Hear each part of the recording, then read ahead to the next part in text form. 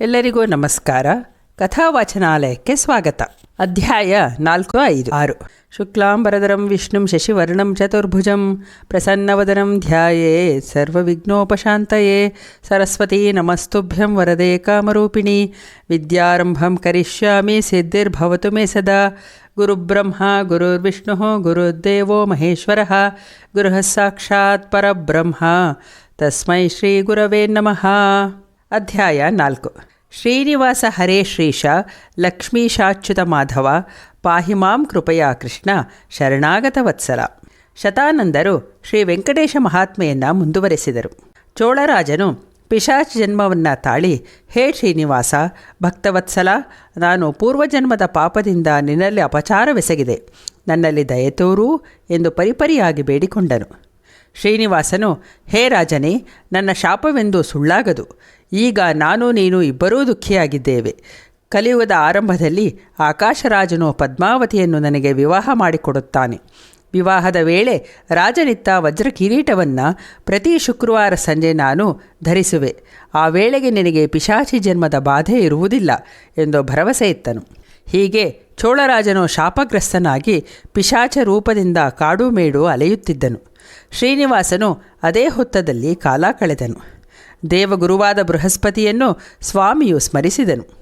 ಆತನು ಸ್ವಾಮಿಯ ತಲೆಗಾದ ಪೆಟ್ಟನ್ನು ಅತ್ತಿ ಹಾಲಿನಲ್ಲಿ ಹತ್ತಿಯನ್ನು ನೆನೆಸಿ ಲೇಪಿಸಿ ಗುಣಪಡಿಸಿದನು. ಶ್ರೀನಿವಾಸನು ತನ್ನ ಹಿಂದಿನ ಶ್ರೀರಾಮ ಮತ್ತು ಕೃಷ್ಣಾವತಾರಗಳನ್ನು ಸ್ಮರಿಸಿಕೊಂಡನು. ತನ್ನ ವಾಸದ ನೆಲೆ ಹುತ್ತವೇ ಕೌಸಲ್ಯ ದೇವಕಿ, ಹುಣಸೆ ಮರವೇ ದಶರಥ ಮತ್ತು ವಸುದೇವರು, ವೆಂಕಟಾಚಲವೇ ಅಯೋಧ್ಯೆ ಮಥುರಾ, ಮೃಗಪಕ್ಷಿಗಳೇ ವಾನರ ಸೇನೆ ಮತ್ತು ಗೋಪಿಕೆಯರು ಎಂದು ಸಮಾಧಾನ ಮಾಡಿಕೊಂಡನು. ಹೀಗೆ ಪರಮಾತ್ಮನ ಅವತಾರಗಳಲ್ಲಿ ಯಾವ ಭೇದವೂ ಇರಲಿಲ್ಲ. ಅಧ್ಯಾಯ 5. ಶ್ರೀ ವೆಂಕಟಾಚಲಧೀಶಂ ಶ್ರಿಯಾಲಿಂಗಿತ ವಕ್ಷಸಂ ಗುಣಾತೀತಂ ಜಗದ್ವಂದ್ಯಂ ತಂ ವಂದೇ ಪುರುಷೋತ್ತಮಂ. ಶ್ರೀನಿವಾಸನ ತಲೆಗುಂಟಾದ ಗಾಯವು ವಾಸಿಯಾಗತೊಡಗಿತು. ಬೃಹಸ್ಪತಿಯು ಹೇಳಿದ ಉಪಚಾರವನ್ನು ಭಗವಂತನು ತನಗೆ ತಾನೇ ಮಾಡಿಕೊಂಡನು. ಭವರೋಗ ವೈದ್ಯನು ತನಗೆ ತಾನೇ ವೈದ್ಯನಾಗಿ ನಟಿಸಿದನು. ಒಂದು ದಿನ ಬೆಳಗ್ಗೆ ಶ್ರೀನಿವಾಸನು ಔಷಧಿಯ ಮೂಲಿಕೆಗಾಗಿ ವನದಲ್ಲಿ ಸಂಚರಿಸುತ್ತಿದ್ದಾಗ ಆ ಕ್ಷೇತ್ರಾಧಿಪತಿ ಶ್ರೀ ವರಹಸ್ವಾಮಿಯ ಭೇಟಿಯಾಯಿತು. ಪರಮಾತ್ಮನ 2 ರೂಪಗಳ ಪರಸ್ಪರ ಭೇಟಿಯಾಗಿ ಸರಸ ಸಂಭಾಷಣೆ ನಡೆಯಿತು. ವರಹಸ್ವಾಮಿಯು, ನೀನು ಯಾರು? ಇದು ನನಗೆ ಸೇರಿದ ನೆಲ, ನೀನು ಇಲ್ಲಿಗೆ ಏಕೆ ಬಂದೆ ಎಂದು ಕೇಳಿದನು.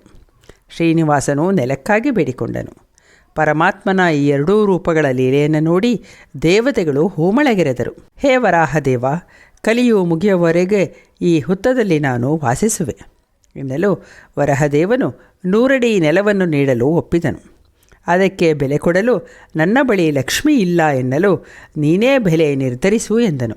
ಶ್ರೀನಿವಾಸನು ಆಗ, ಈಗ ನಾನು ನಿರ್ಗತಿಕನಾಗಿರುವೆನೆಂದು ತನ್ನ ಭಕ್ತರು ಮೊದಲು ನೀಡುವ ಕ್ಷೀರಾಭಿಷೇಕ ನೈವೇದ್ಯವೇ ಈ ನೆಲದ ಮೌಲ್ಯ ಎಂದನು. ಹೀಗೆ ವರಹಸ್ವಾಮಿಯಿಂದ ಶೇಷಾಚಲದಲ್ಲಿ 100 ಅಡಿ ನೆಲವನ್ನು ಪಡೆದ ಶ್ರೀನಿವಾಸನು ಆತನಿಂದ ಬಕುಲೆ ಎಂಬ ವೃದ್ಧ ದಾಸಿಯನ್ನೂ ಪಡೆದನು.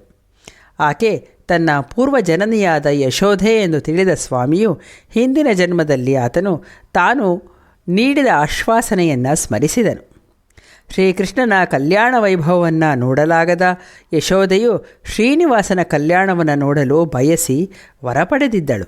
ಬಕುಲೆಯು ಶ್ರೀನಿವಾಸನಿಗೆ ಕುಟೀರವೊಂದನ್ನು ನಿರ್ಮಿಸಿ ಆತನ ಭೋಜನಾದಿಗಳನ್ನು ನೋಡಿಕೊಂಡು ಸೇವೆ ಮಾಡುತ್ತಿದ್ದಳು. ಪರಮಾತ್ಮನು ಸಾಮಾನ್ಯ ಮಾನವನಂತೆ ಆ ಕಾಡಿನಲ್ಲಿ ವಾಸಿಸತೊಡಗಿದನು. ವೆಂಕಟಾಚಲ ಆತನ ವಾಸಭೂಮಿಯಾಗಿತ್ತು. ಇಂತಹ ದಿವ್ಯ ಸ್ಥಾನದ ದರ್ಶನ ಸ್ಮರಣೆ ಪಾಪನಾಶಕವಾಗಿದೆ. ಕಲಿಯುಗದ ಜನರ ಪಾಪಗಳನ್ನು ಕಳೆಯಲು ತಾನೇ ಧರೆಗಿಳಿದು ಬಂದ ಶ್ರೀನಿವಾಸನ ದಿವ್ಯ ಕಾರುಣ್ಯವನ್ನು ವರ್ಣಿಸಲು ಸಾಧ್ಯವಿಲ್ಲ.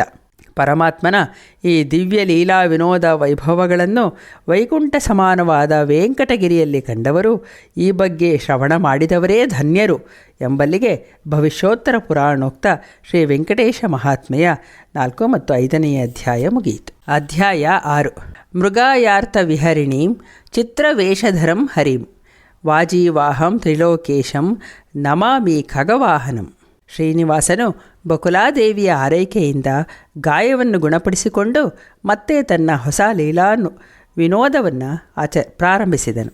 ದಿವ್ಯಾಶ್ವವನ್ನು ಸ್ಮರಿಸಲು ಚಂದ್ರನ ಕುದುರೆ ಪ್ರತ್ಯಕ್ಷವಾಯಿತು. ಬೇಟೆಗಾರನ ವೇಷಧಾರಿಯಾದ ಜಗದೀಶ್ವರನು ಬಿಲ್ಲು ಬಾಣಗಳನ್ನು ಧರಿಸಿ ಆ ನೀಲವರ್ಣದ ಕುದುರೆಯನ್ನೇರಿ ಕುಳಿತು ಬೆಟ್ಟದಿಂದ ಇಳಿದು ಹೊರಟನು. ಕಾಡಿನಲ್ಲಿ ಕ್ರೂರ ಮೃಗಗಳನ್ನು ಸಂಹರಿಸುತ್ತಾ ನಡೆದನು. ಆಗ ಮದಿಸಿದ ಆನೆಯೊಂದು ಕಾಣಿಸಿತು. ಅದನ್ನು ಶ್ರೀನಿವಾಸನು ಬೆನ್ನಟ್ಟಿದನು. ಮದಗಜವು ಸ್ವಲ್ಪ ದೂರ ಸಾಗಿ ಸ್ವಾಮಿಗೆ ಸೊಂಡಿಲೆತ್ತಿ ನಮಸ್ಕರಿಸಿತು. ಅದೇ ಸಮಯದಲ್ಲಿ ಕೆಲವು ಕನ್ಯೆಯರು ಅಲ್ಲಿ ಉದ್ಯಾನವನಕ್ಕೆ ಬಂದಿದ್ದರು. ಅವರ ನಡುವೆ ಅಪ್ರತಿಮ ಸುಂದರಿಯೂ ಮಹಾಲಕ್ಷ್ಮಿಯಂತೆ ತೇಜೋವತಿಯೂ ಆದ ಕನ್ಯೆಯೊಬ್ಬಳಿದ್ದಳು. ಆಕೆ ಯಾರು ಎಂದು ಸೂತ ಪುರಾಣಿಕರು ತಿಳಿಸುತ್ತಾರೆ. ದ್ವಾಪರ ಯುಗಾಂತ್ಯದಲ್ಲಿ ಪಾಂಡವರ ವಂಶದ ಕೊನೆಯಲ್ಲಿ ಸುವೀರನೆಂಬ ರಾಜನಿದ್ದನು. ಆತನ ಮಗನೇ ಸುಧರ್ಮ.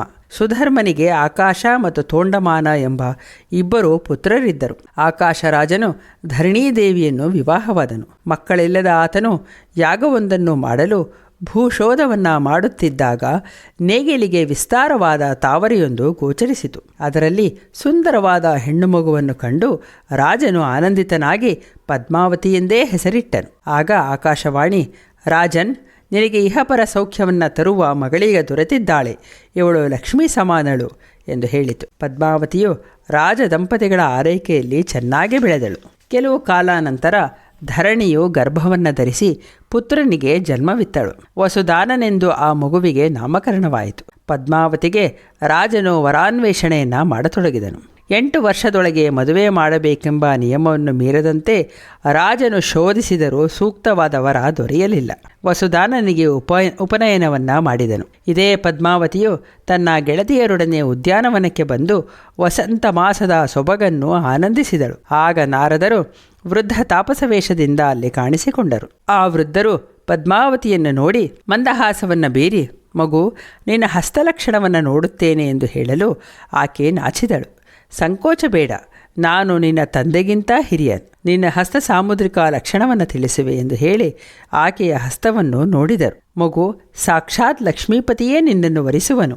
ನಿನ್ನ ಚಂದ್ರ ಸದೃಶ ಮುಖ, ತಾವರೆ ಕಂಗಳು, ಕನ್ನಡಿಯಂತಹ ಕೆನ್ನೆ, ಮೊಗ್ಗಿನಂತಹ ಮೂಗು, ಎಲ್ಲ ದೇವಕನ್ಯೆಯ ಲಕ್ಷಣಗಳೇ ನಿನಗೆ ಇದೆ. ನಿನಗೆ ಶುಭವಾಗಲಿ ಎಂದು ತಿಳಿಸಿದರು. ಇಲ್ಲಿಗೆ ಶ್ರೀ ಭವಿಷ್ಯೋತ್ತರ ಪುರಾಣೋಕ್ತ ವೆಂಕಟೇಶ ಮಹಾತ್ಮೆಯ 6ನೆಯ ಅಧ್ಯಾಯವು ಮುಗಿಯಿತು. ಧನ್ಯವಾದಗಳು. ತಪ್ಪಿದ್ದರೆ ಕ್ಷಮಿಸಿ.